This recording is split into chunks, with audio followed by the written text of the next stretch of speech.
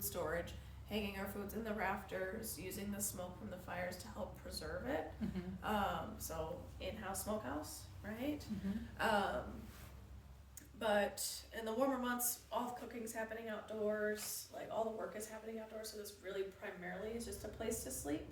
And everyone's on a different sleep cycle as well. So it's not always full house in here all the time.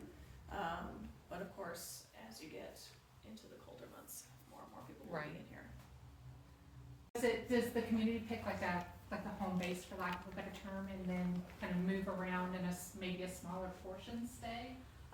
So it's kind of seen like, it's all based on availability of surrounding resources, right? So if we have to travel farther and farther away from home base, that's a signifier that we should probably move, right? And it is a slow progression, right? Just, establishing that home base and then the families are to follow piece by piece, right? It's not like, oh, it's Wednesday, moving day. But really like, the original structures would be burned down. Okay. For that move to occur. Now, I also could imagine that a lot of the, so see how we have some extra poles up there and these extra loops and lashings, those would likely be brought, just because they're already harvested and ready for building materials, right?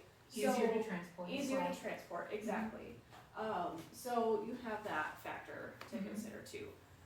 And generally too, we're traveling maybe even 5 miles away, sometimes, could be 10 miles. Feels good in here, right? Well, it's just really, nice breeze, very grounded. Good